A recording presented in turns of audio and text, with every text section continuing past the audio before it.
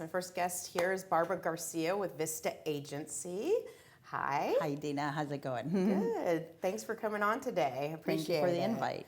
So first, I'd like you to tell me a little bit about yourself and tell everyone a little bit about yourself personally.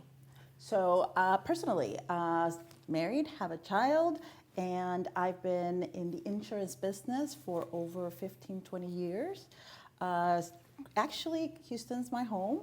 I consider myself Houstonian, even though I wasn't born here, and I was born in Texas, even though I kind of traveled a little bit. Lived in Chicago, lived in Mexico City, Dallas, so we kind of moved around a little bit before settling here in Houston. So tell me a little bit about Vista Agency and kind of what you do and what services you provide. Yeah, so at Vista Agency, what we do is that we offer education and advice to our clients so that they can make the best decisions for their family. Not just for their health insurance and their health, but also for them to protect their assets. Because without health insurance, if you have a situation, a catastrophic incident or illness where it's a very lengthy illness, that can really be devastating to somebody financially.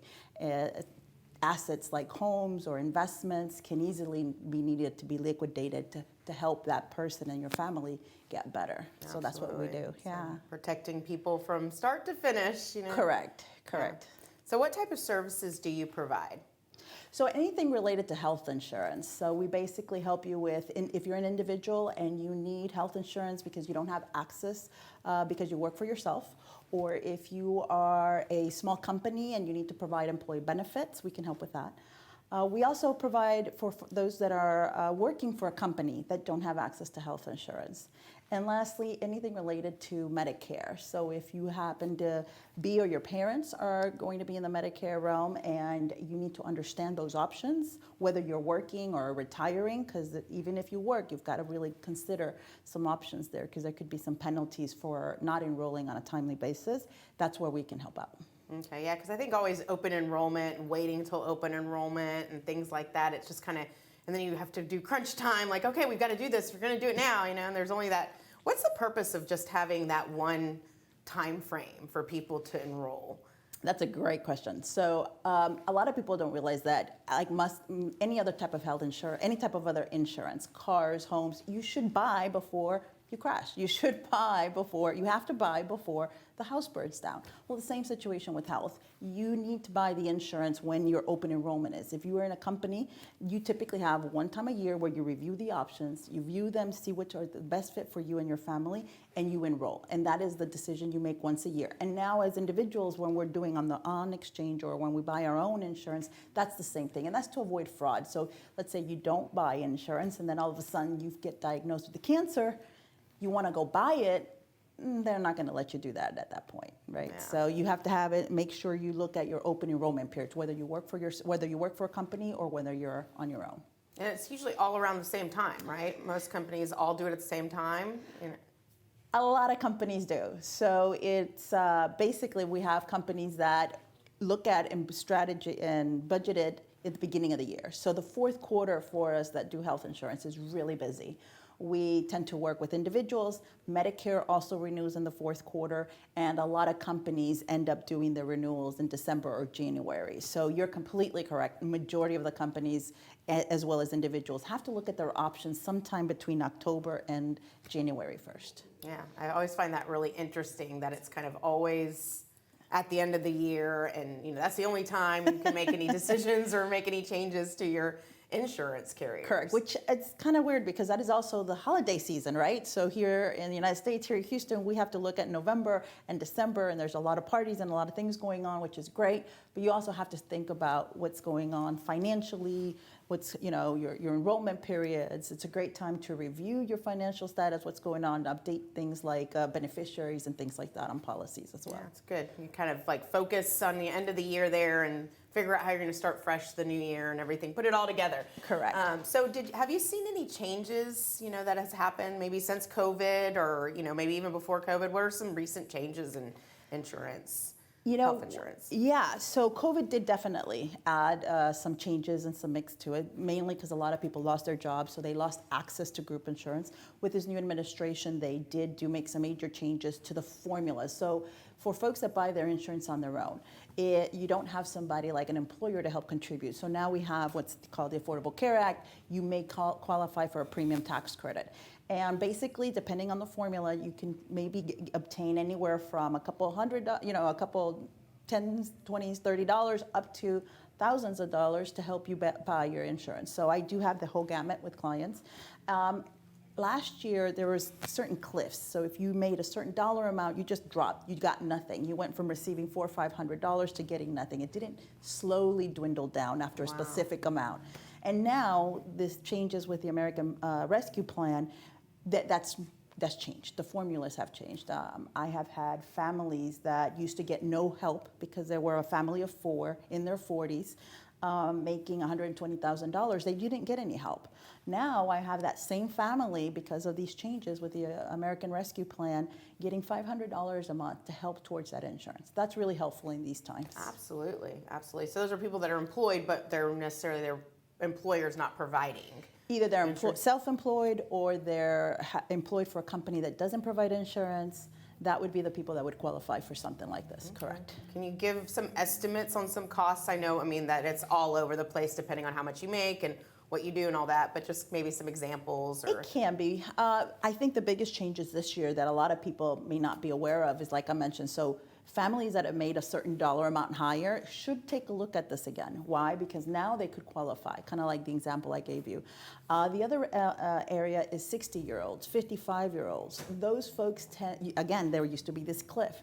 And there used to be a point where if you were 60-year-old making $45,000 or $46,000, you went from getting $500 a month to not getting any at all. Now that's changed as well. So now you have folks helping them out. So in their 60s, you can probably, it depends on income. So if you're in your 60s and making about $45,000, you can probably pay about $250 for your insurance on the low side. Might be a little more depending on the selections of options that you have. So relatively affordable, right? Where in the past, that same person was probably needing to pay $800 out of pocket. So wow.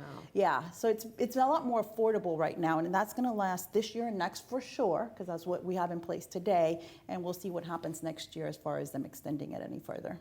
So what alternatives are there out there if you're not going to receive some kind of tax credits? Yeah, so even group insurance, when you're in a company, that family cost can be really high. Mm-hmm. So maybe it's economical for the employee to go into their company plan, but not their family. And so we have options available for that. We can take a look at. A lot of folks don't like catastrophic or bronze. They think that they don't have a lot of coverage. But there's really, that to me is, I always tell people, you don't buy health insurance to help pay the day-to-day cost, right? People that say they don't go to the doctor that often or something like that. Correct. So, you're like, okay, I'm paying $300, $400 a month. Well, you're not paying that to help you pay your doctor bills. You're paying that if you pay that amount or $100 or even more, because what happens if you're in the hospital for 3 weeks? What's that bill going to look like, right? Or can you even stay in the hospital for 3 weeks if you don't have health insurance, right? Or pay up front a certain dollar amount. So that's where you really buy health insurance. And that's where you see the value of having paid $200 a month or $400 a month for that insurance, because they're going to end up paying $250,000, $500,000, God forbid, $1 million in 1 year for your health care, right? And that's where we don't have that flexibility to do that ourselves, and that's why we transpose that risk when we're, buying health insurance. So that's the reason why you purchase it. So we can look at a bronze plan and maybe do something where we tie it together with either telemedicine or a direct primary care clinic, where you can get a lot of the day-to-day stuff taken care of very economically, and now you have this bronze plan to take care of catastrophic major illnesses that if you need to come up with $5,000 or $8,000, there's a way to do that, right? Okay. Your savings, you can do a lot of things to come up with that. If you don't have that in the bank, it's a lot more difficult to come up with $250,000. Absolutely. And that can be devastating to your family, to anybody else. I mean, I know all different types of insurance. It's there to ensure your almost quality of life, I mean, yes, you feel, but, have you spent $60 on a dinner or something where, you could spend $60 a month and protect yourself where, you probably spend that on a daily basis, if not at least a weekly basis on dinner. So to spend that monthly to protect yourself, I would say is pretty important. Protect your family's health, right? Your husband or your child gets sick, you're going to do what you need to do to make sure that that person gets that care, and to protect those assets that you've accumulated, whether it be real estate, whether it be investments, 401k money or savings in your bank account. So that's what you're protecting. You're protecting your family's health, your safety at night, right? That you can sleep at night thinking, wow, if something happens, I've got this in place. And then lastly, the assets that you've accumulated. Say we come after your 401k or something like that. I mean, you have to tap it out to pay for things. The emergency room is available there for you if it's an emergency and they can take care of it, a heart attack. But if you're diagnosed with a cancer, they're not going to give you those treatments. Right? You're going to have to find a hospital to help you with chemotherapy, with all sorts of treatments, and those are really pricey.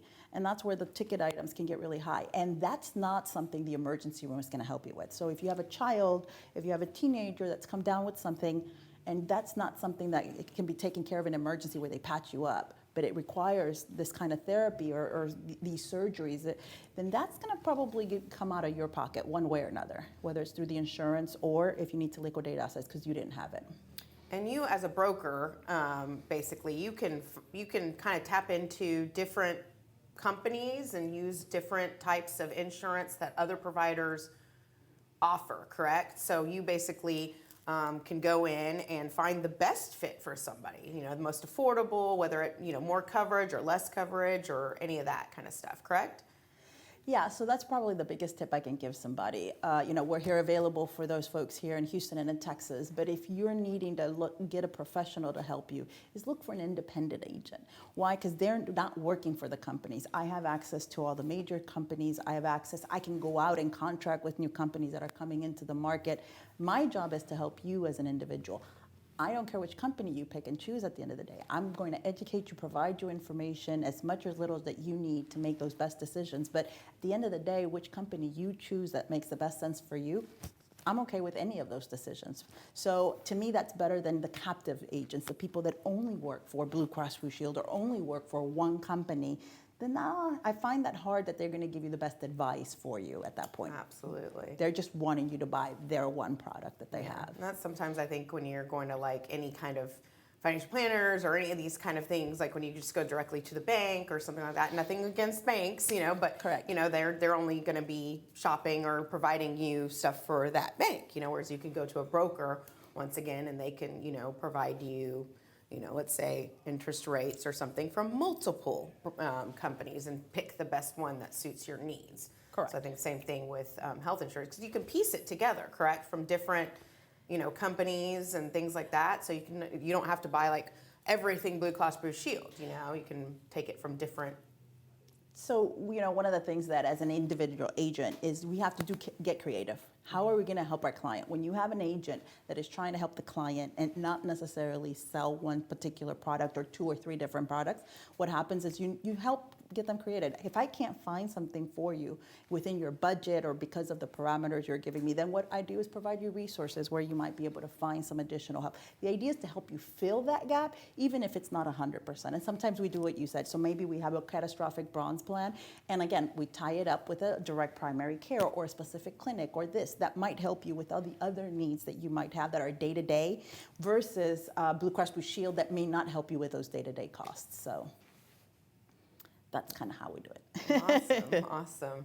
Anything else you want to provide, as far as information for people that they might need to know So it is unusual that we have more than one open enrollment period. So 2021 continues to be an unusual year, and with this changes in the administration that happened, in addition to providing more resources, they're providing more resources in general. So take a look at that. Second of all, folks that have had unemployment this year, that received unemployment, are going to get the best possible premium tax credit they could have. So they're not taking in consideration their income that they're making. They're just going to give them the best possible credit subsidy that they might get. And then lastly, we have an open enrollment. So if you don't like the company you're in right now and you buy your insurance on your own, we have the ability to change. You have the ability to go from bronze to gold, go from Blue Cross to another company, or whichever company you want to go. So there's a lot of flexibility right now, and typically we don't have that. So open enrollment all year long? Not all year. Okay. We have it. We started it not all year, but we have it until August 15th. So Okay, if you great. buy your health insurance on your own and you're not happy with your plan, we can make changes.